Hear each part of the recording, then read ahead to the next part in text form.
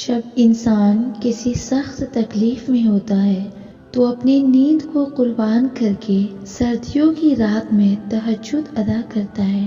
وہ اپنے نفس کو قابو کرتا ہے اور اپنے نرم بستر کو چھوڑ کر اللہ کی بارگاہ میں حاضر ہوتا ہے۔ یقیناً وہ کسی چیز کی چاہت میں اتنی قربانیاں دیتا ہے، اسے اللہ پر مکمل یقین ہوتا ہے کہ اللہ اس کی دعا قبول کریں گے، تبھی تو وہ سردیوں کی رات میں نرم بستر کے بجائے جائے نماز پر کھڑا ہوتا ہے۔ تو ایسے میں اللہ اپنے بندوں سے غافل کیسے ہو سکتا ہے؟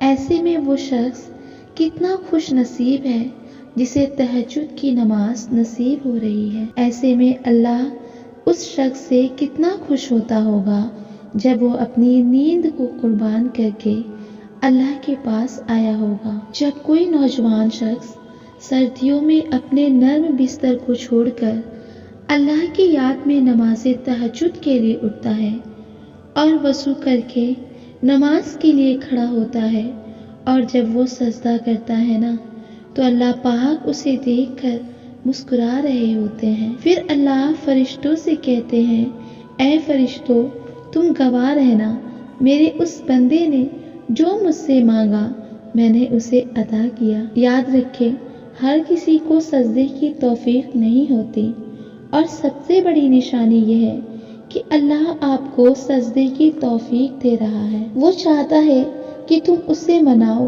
اور وہ تمہیں عطا کرے۔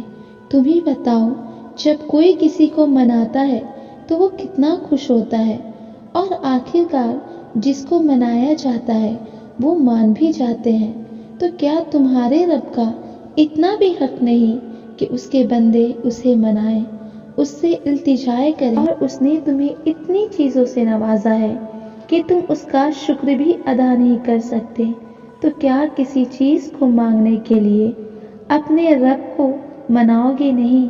اور سردیوں کے موسم میں جب ٹھنڈی ہوائیں چل رہی ہوں اور کوئی شخص جائے نماز اٹھائے اور اللہ کے سامنے نماز پڑھے تو یقیناً وہ اللہ سے محبت کرتا ہے، واقعی اسے کچھ پانے کی طلب ہے، کیونکہ سچی طلب ایسی ہی ہوتی ہے۔ کیونکہ جسے سچی طلب ہو وہ تہجد کی نماز ضرور ادا کرے گا، کیونکہ تہجد کی فضیلت بہت ہے۔ کہا جاتا ہے کہ جس کو بھی اپنی کوئی بات اپنے رب سے منوانی ہو، کوئی چاہت ہو یا پھر محبت ہو، کوئی طلب ہو، تو وہ تہجد پڑھے۔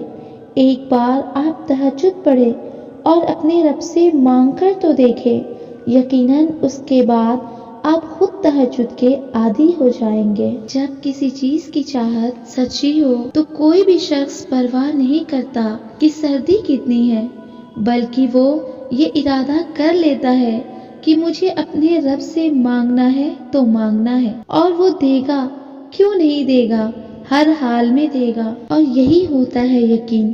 یہ آپ کی دوسری نشانی ہے کہ اللہ آپ کے دل میں یقین بھی ڈالتا ہے۔ اور کتنے تہجد پڑھنے والوں نے بتلایا کہ ان کی دعائیں قبول ہوتی ہیں، جو بھی انہوں نے تہجد میں مانگا ہے اللہ نے انہیں نوازا ہے۔ اور کیسے ممکن ہے کہ اس شخص کی دعا قبول نہ ہو جو رات کے اندھیرے میں اللہ کے سامنے ہاتھ پھیلا کر اس سے رو رو کر دعائیں کرتا ہو، اور اللہ کو اس شخص پر بھلا ترس کیوں نہ آئے۔ یاد رکھیں، آپ کے غم ہمیشہ کے لیے نہیں، جس طرح رات کی تاریکی ہمیشہ نہیں رہتی، اللہ خود آپ کو سمجھا رہے ہیں، بتلا رہے ہیں کہ جس طرح رات کی تاریکی چھٹ جاتی ہے صبح کی روشنی سے، اسی طرح آپ کے غم بھی دور ہو جائیں گے، اور ایسے ہی روشن خوشیاں آپ کا رب آپ کو عطا کرے گا۔ اللہ پاک تو جگہ جگہ آپ کو تسلی دے رہا ہے، آپ کو سمجھا رہا ہے، لیکن ہم سمجھتے نہیں۔ اللہ نے پوری کائنات میں جتنی بھی چیزیں بنائی ہیں اس میں ہمارے لیے نشانیاں ہی نشانیاں ہیں۔ کبھی غور تو کرے،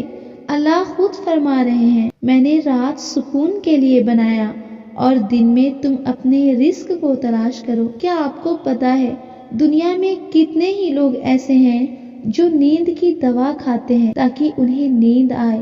تو سوچے، اللہ نے نیند کو بھی ایک نعمت بنایا۔ جائیں ان سے پوچھے جنہیں نیند نہ آتی ہو جو نیند کے لیے نہ جانے کتنی دوائیں کھاتے ہوں۔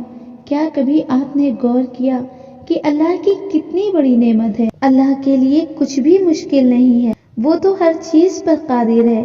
اللہ پاک آپ کو خود سمجھا رہے ہیں۔ آپ قرآن کی آیت پڑھیں، اس میں اللہ نے خود فرمایا ہے کہ میں مردوں میں سے زندہ پیدا کرتا ہوں اور زندوں میں سے مردہ۔ کیا کبھی آپ نے غور کیا مرغی کے پیٹ سے اللہ پاک انڈے نکالتے ہیں، حالانکہ مرغی زندہ ہوتی ہے اور انڈا مردہ، اور جب مرغی اس انڈے پر بیٹھتی ہے تو اللہ اسی مردے انڈے سے زندہ مرغی کو بھی نکالتے ہیں۔ تو آپ ہی بتلائیں کہ آپ کے رب کے لیے کیا مشکل ہے؟